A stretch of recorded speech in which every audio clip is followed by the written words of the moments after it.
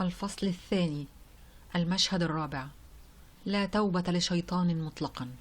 بإصرار همس يوسف في نفسه ثم دفع باب حجرته خلفه بعصبية شديدة ليصبح أسيرا للظلام والجدران الأربعة، ولكنه في حقيقة الأمر كان أسيرا للماضي الذي يسكن بداخله، وقد أصبح حاضرا في كل لحظة يحياها هذا المخلوق الشقي.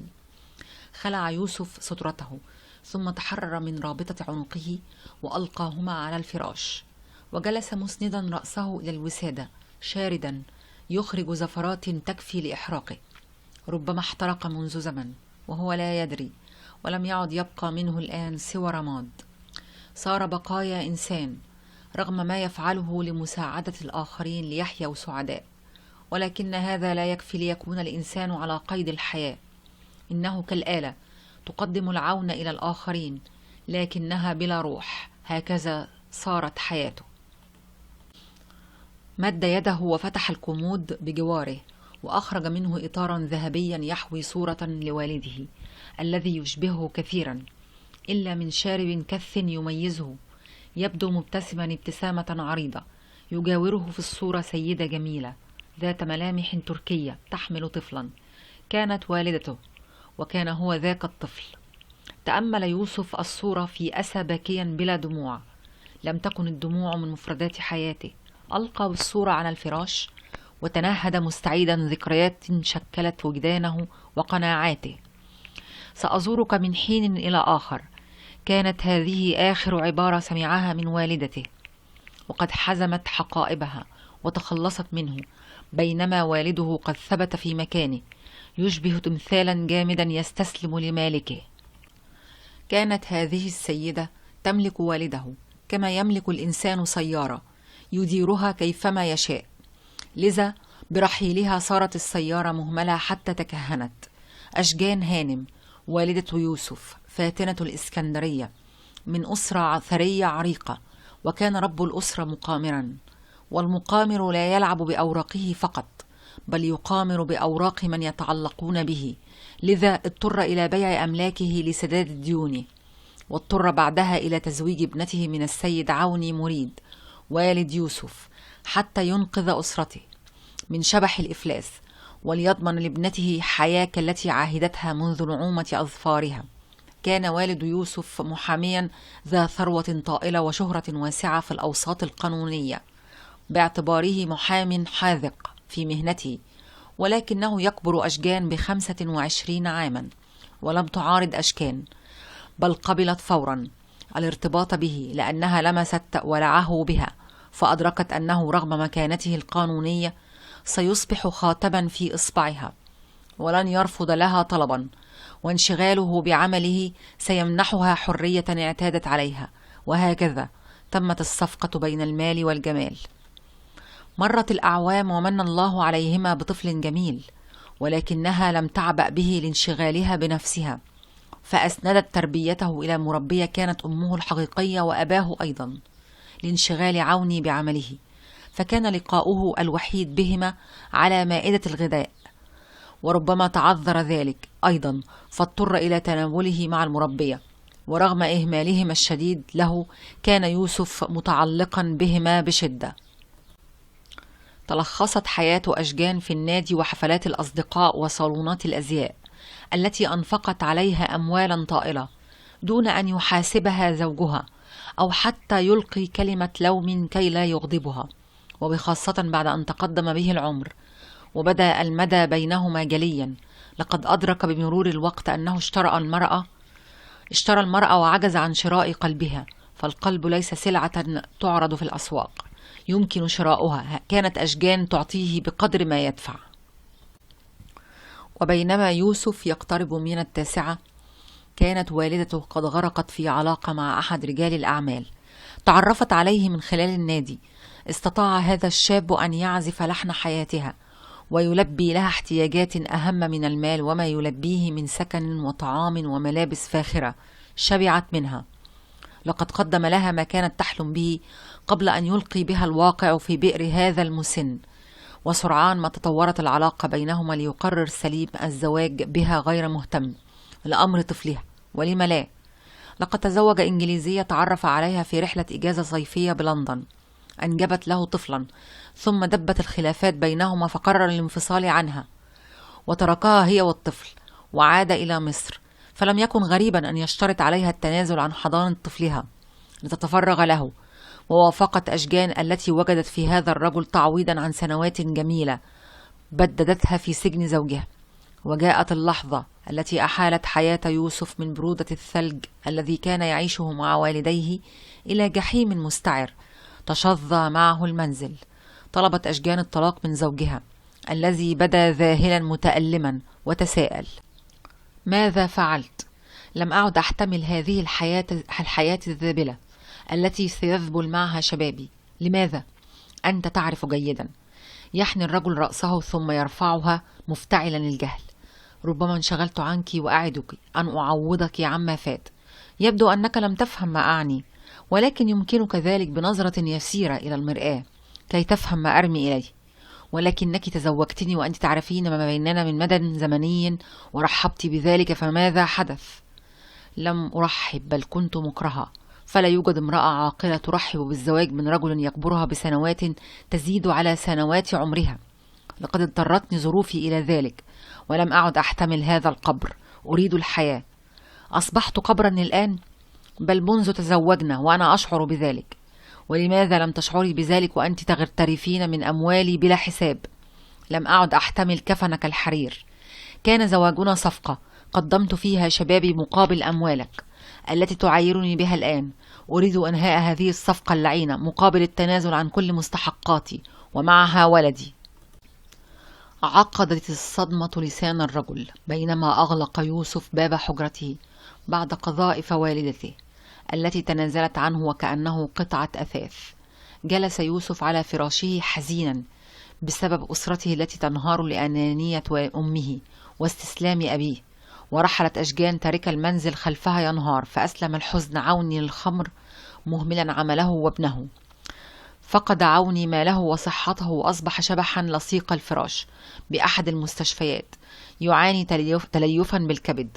وتكفل زوج أخته وصديقه الدكتور مختار بالإنفاق عليه وبرعايته ورعاية يوسف الذي فرح برعايته أيما فرح.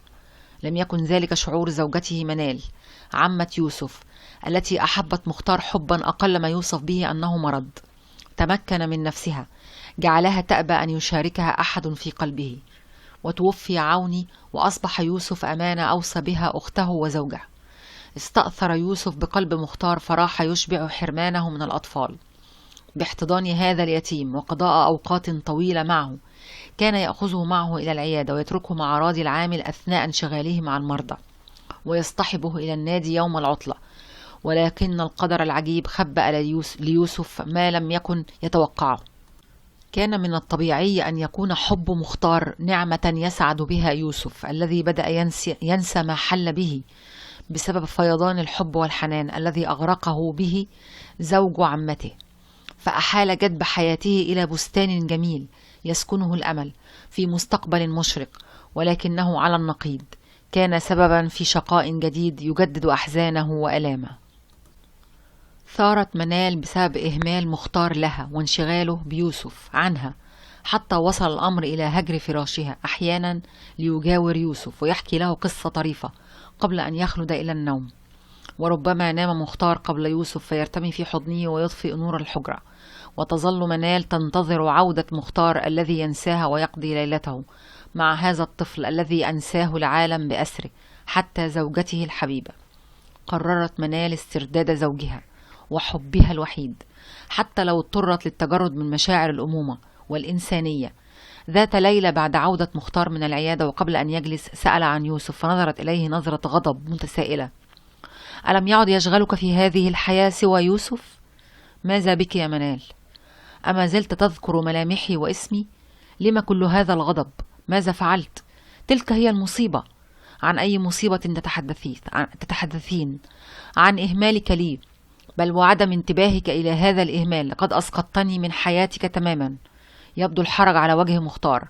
هذا أمر طبيعي، لأن يوسف يحتاج إلى اهتمام كبير ينسيه ما حل به من مأساة، وبخاصة أنني ألمس إهمالك له وحرمانه من طاقة حنانك وعطفك التي يحتاج إليها لتعوضيه عن فقد والديه. والده فقط، ما زالت أمه على قيد الحياة، ولكنها تركته وسافرت مع زوجها إلى الخارج. أرأيت؟ أمه التي أنجبته وهو قطعة منها تنازلت عنه ولم تهتم لأمره، فهل سأكون أنا أكثر حنانا منها ومن الله الذي أراد له هذا المصير؟ هل فقدت عقلك؟ تقترب منه وتمسك بذراعيه وتنظر في عينيه باشتياق. نعم، أوشك أن أفقد عقلي. لقد نسيت حبنا وغرامنا وليالينا الجميلة. ألا تشتاق إلي؟ أنت تعرفين أنني أحبك ولا أحب سواك في هذه الحياة. كان ذلك في الماضي، أما الآن فقد صار لي شريك بقلبك، وسيأتي يوم ويطردني منه. ليس صحيحا، أعدك أنني سأنتبه إلى ذلك مستقبلا. لن أقبل بأنصاف الحلول. ماذا تقصدين؟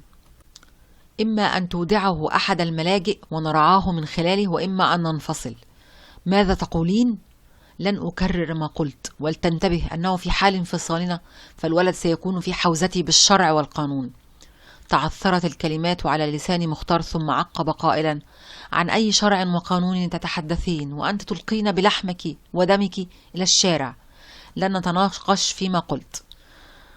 يمكننا أن ننقله إلى مدرسة داخلية. لا، لأنه سيقضي الصيف معنا.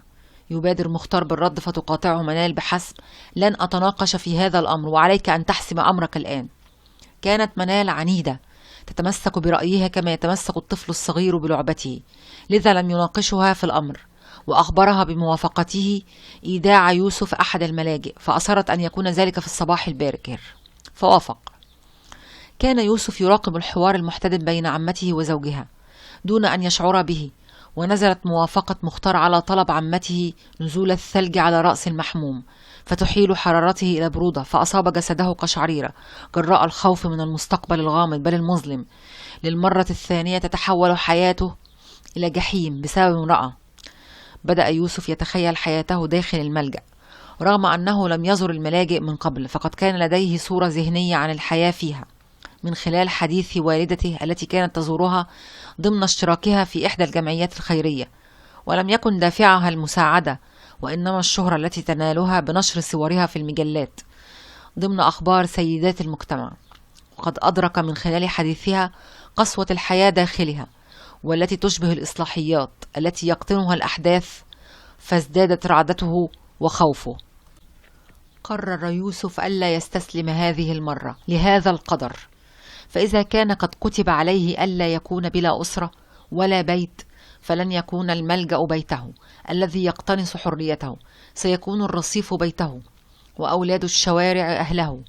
سيحيا كالطائر الذي يفضل الحياة على الأشجار ويتنقل بينها بحثا عن الرزق، بدلا من الحياة في قفص من ذهب يقدم له الطعام والشراب بلا مجهود وبلا حرية أيضا.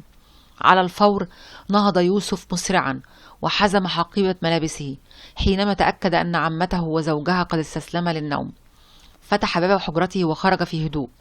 أثناء سيره تعثر في شبح جالس في الظلام، أمسك به فارتعد يوسف وكاد يصرخ، فوضع يده على فمه، وحينما تأمله يوسف اتضحت ملامح وجهه. كان زوج عمته جالسا في الظلام، وكم كانت دهشته حين رأى حقيبة ملابس يوسف بجواره، فقاده ومعه الحقيبة إلى حجرته حتى يتمكن من الحديث دون أن تشعر به عمته. أغلق مختار الحجرة وجلس مجاورا ليوسف على فراشه متسائلا: إلى أين؟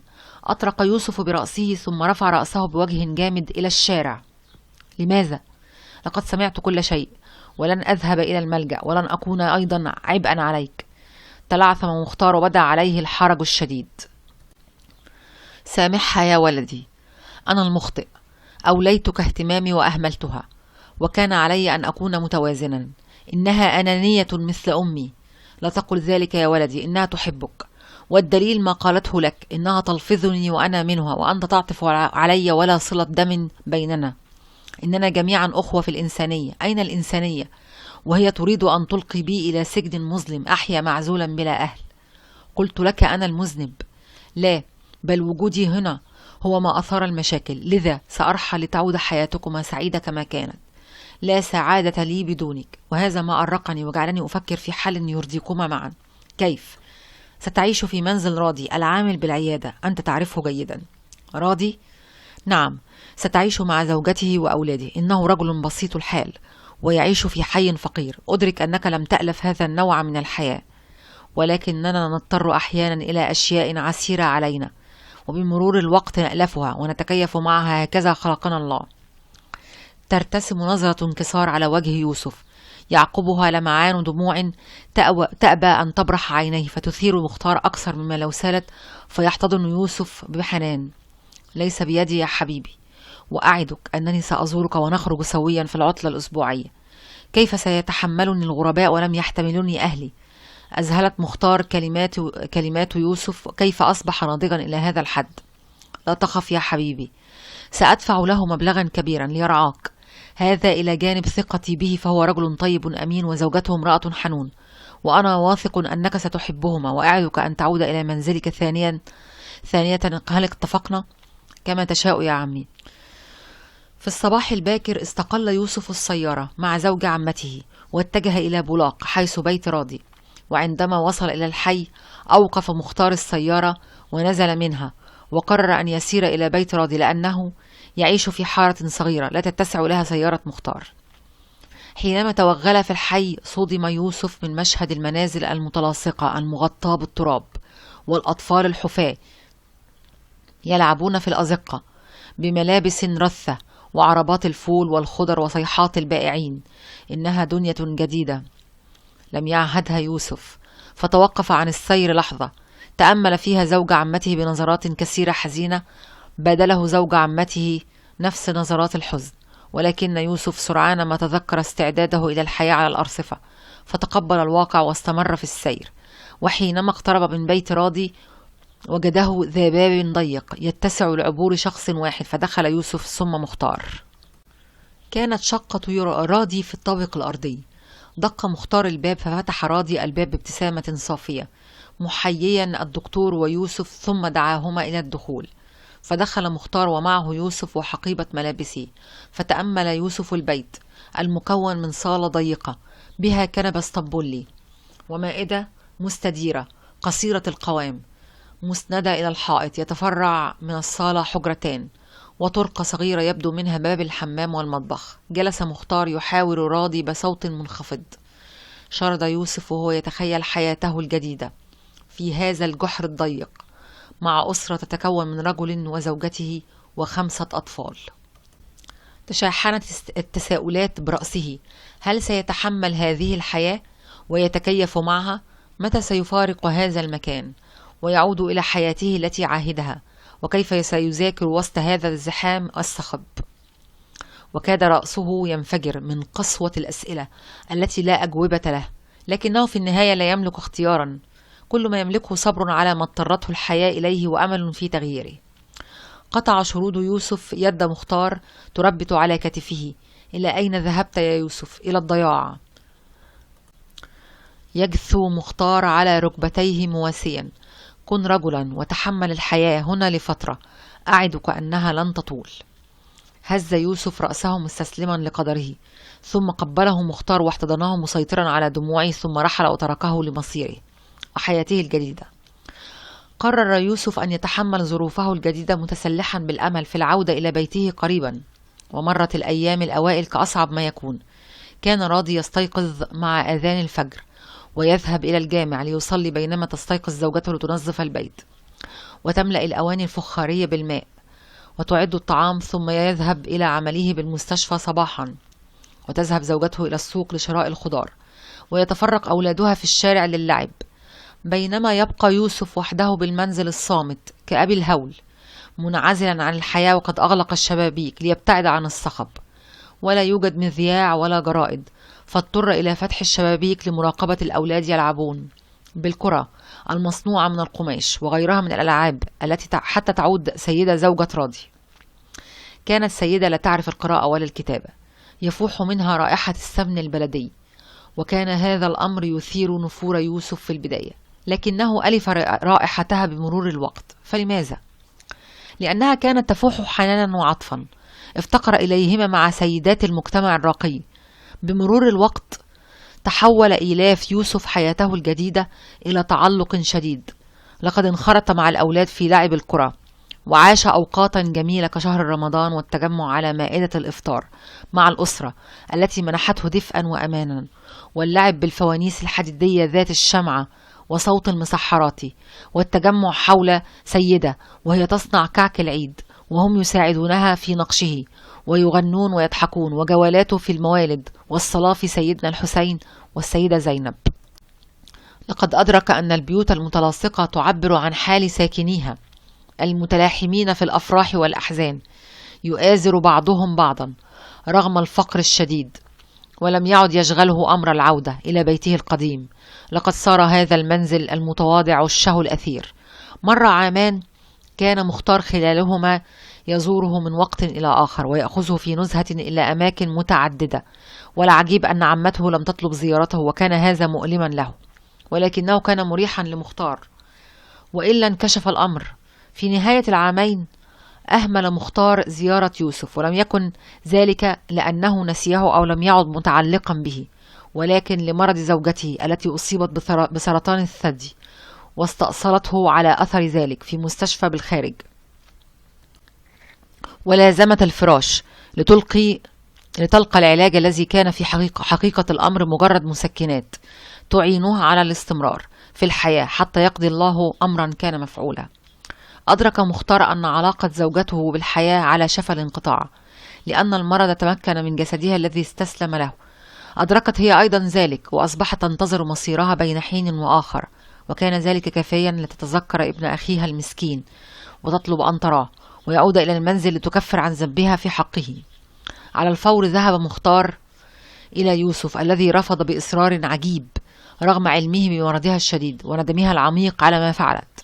عاد مختار متحيرا كيف يعلل لها عدم مجيء يوسف ليراها، فاضطر إلى الكذب عليها وأخبرها أن الملجأ أقام رحلة للأطفال وسيعودون في وقت متأخر، ووعدها أنه سيأتي به في وقت متأخر. ثم تعددت تبريراته لها بأنه شغل بعمله وعجز عن الذهاب إلى الملجأ ليأتي به، أو أن الملجأ رفض بسبب الامتحانات. جاء يوم انخرطت منال في نوبة بكاء شديدة وتوسلت له كي يأتي به إليها، فاستنفرت دموعها مشاعره، وقرر أن يأتي به حتى لو اضطر إلى حمله والإتيان به عنوة، والذهاب به إليها فورا، ولكنه واجهه بالرفض القاطع. فتوسل مختار إليه قائلا: إنها على فراش الموت تحتاج إلى الرحمة، ولماذا لم ترحمني وأنا لم أرتكب ذنبا حيالها؟ لا وقت لدي للجدال، إنني أصارع الزمن ويجب أن تأتي معي الآن. ربما تغادر الحياة بين لحظة وأخرى. أرجوك يا ولدي لا تجهد نفسك معي، فلم أعد في حاجة إليها ولا أعبأ بآلامها. يباغته مختار بصفعة كريح دفعت بابا بحدة، ثم عقب: ستأتي معي بإرادتك أو رغما عنك. أتصفعني؟ نعم، أنت تستحق ذلك، لأنك لا تقدر آلامها ورغبتها الشديدة في رؤياك. يستسلم يوسف لنظرات الإصرار في عيني مختار ويهز رأسه موافقا، فأسرع مختار ومعه يوسف إلى المستشفى، وحينما وصل أوقفه مدير المستشفى ومنعه من الدخول إلى حجرة منال. بعد تردد أخبره أنها فارقت الحياة. انهمرت دموع مختار وضرب رأسه في الحائط ندما على حرمانها من رؤية يوسف. حينما كان الأطباء يخففون عن مختار كان يوسف يقف جامدا كالصخرة الصماء، لم يعد في قلبه مكانا لأي امرأة في الوجود، وقرر منذ تلك اللحظة أن يوصد قلبه تجاههن جميعا، وأقسم ألا تدخل قلبه امرأة مهما كانت ومهما فعلت. وحدث نفسه بصوت مرتفع صارم: لن أغفر، لن أغفر. طرق مختار الباب فانتبه يوسف من شروده في كهف الماضي الأليم وأجاب: ادخل يا عمي، لقد أضعت الفرصة للمرة الثانية. عن أي فرصة تتحدث؟ الفرصة التي ستعيدك إلى إنسانيتك وتحررك من سجنك اللعين. أنا لا أفهمك. لقد توفيت والدتك واتصلت بي زوجها الآن وأخبرني أنها ماتت وهي تناديك وتطلب رؤيتك. يغمض يوسف عينيه ثم يتنفس نفسا قويا معقبا: هذا اختيارها الذي تدفع ثمنه الآن، إذن ستدفع أنت أيضا ثمن اختيارك. أنا لم أضر أحدا. يتنهد العجوز: أدعو الله أن يغفر لك وألا يحاسبك بما فعلت.